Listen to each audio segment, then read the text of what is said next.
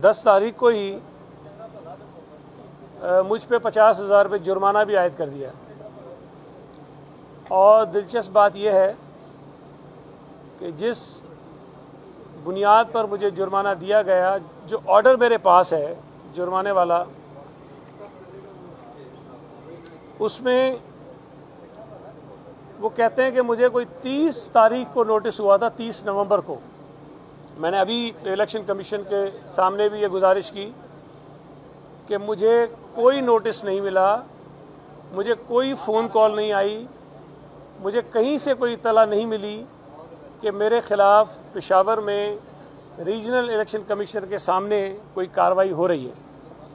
अगर तो मुझे पता होता तो जिस तरह मैं यहाँ इस्लामाबाद में पेश हुआ हूँ, मैं यकीनन पेशावर में भी वहाँ पेश हो जाता और अपनी जो बात थी उनके सामने रखता। और वहाँ जो 50,000 रुपये जुर्माना किया गया, उसमें कहा गया है कि हमें बहुत वक्त दिया गया और हमारा जवाब नहीं आया, लिहाजा 50,000 रुपये जुर्माना किया जाता है। बहरहाल वो जुर्माना हुआ और मैंने उस पर अभी अपील नहीं की है। मैं अभी उस पर देखूँगा कि अपील करूँ या मैं 50,000 जुर्माना अदा कर दूँ, ताकि तारीख़ में यह रहे कि मुझे बग़ैर सुने, मेरा मौक़िफ़ लिए बग़ैर मुझ पर 50,000 रुपये जुर्माना किया गया। फिर आज का जो नोटिस है वो इलेक्शन कमीशन का एक इंतखाबी कोड ऑफ कंडक्ट है, उसकी वायलेशन पर मुझे जारी किया गया है।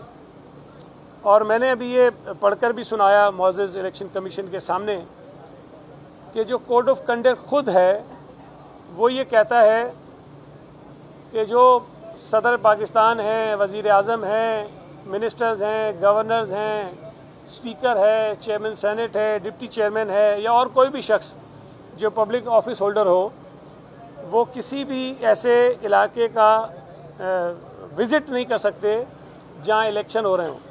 अब आगे जो चीज़ लिखी हुई है कि वो विज़िट करके कोई डेवलपमेंट स्कीम अनाउंस नहीं कर सकते, वहाँ कंपेन नहीं कर सकते और किसी कैंडिडेट या पॉलिटिकल पार्टी की सपोर्ट नहीं कर सकते। तो मैंने ये गुजारिशात रखी कि मैं तो पार्टी के योम तासीस के जलसे में शरीक होने गया था, मैंने वहाँ ना तकरीर की है, ना डेवलपमेंट की कोई स्कीम अनाउंस की है, ना मैंने अपने किसी कैंडिडेट की कंपेन की है, ना मैं किसी ऐसे हलके में, इलाके में, गली में, मोहल्ले में गया हूँ जहाँ पे कोई इज्तिमा हो रहा हो। तो मैं तो इस कोड ऑफ कंडक्ट के तहत कवर भी नहीं होता हूँ। लेकिन बहरहाल मुझे बुलाया गया तो मैं आ गया हूँ। लेकिन चलें, हम तो कानून को मानने वाले लोग हैं, हम यहाँ आ गए हैं। लेकिन आपको पता है कि वज़ीर आज़म इमरान खान को इलेक्शन कमीशन ने रोका था कि वो खैबर पख्तूनख्वा का दौरा ना करें, रोका था बाकायदा जाने से पहले। वो वहाँ गए, ना सिर्फ गए बल्कि वहाँ उन्होंने ऐलानात किए, मंसूबों का ऐलान किया, स्कीमों का ऐलान किया। और इलेक्शन कमीशन का जो कानून है, जो इनका कोड ऑफ कंडक्ट है, उसका खुला जो है उन्होंने मजाक उड़ाया।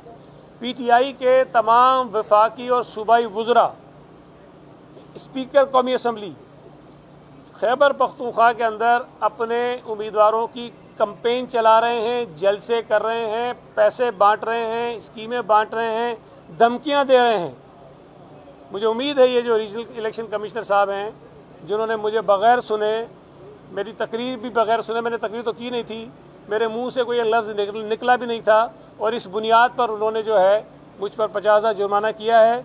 तो अगर मेरे जुर्म पर 50,000 जुर्माना हो सकता है कि योम तासीस के जलसे में शरीक हो जाऊं और 50,000 जुर्माना हो जाए, तो जो जुर्म फिर पीटीआई के लोग कर रहे हैं, वज़ीर आज़म कर रहे हैं, उनको तो सज़ाए मौत होनी चाहिए, उनको तो उम्र कैद होनी चाहिए, उनको तो डिस्क्वालिफिकेशन होनी चाहिए। चूँकि जो जुर्म है उसका तनासुब जो है वो मुझसे 1000 गुना बड़ा है।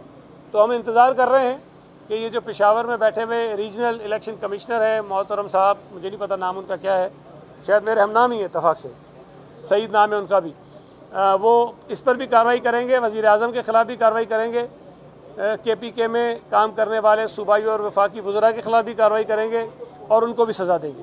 तो ये मेरा मुद्दा था जो लेकर मैं आज यहाँ हाज़िर हुआ हूँ। बाकी आपके कुछ सवालात हों तो मैं जवाब देने को तैयार हूँ। Thank you ji.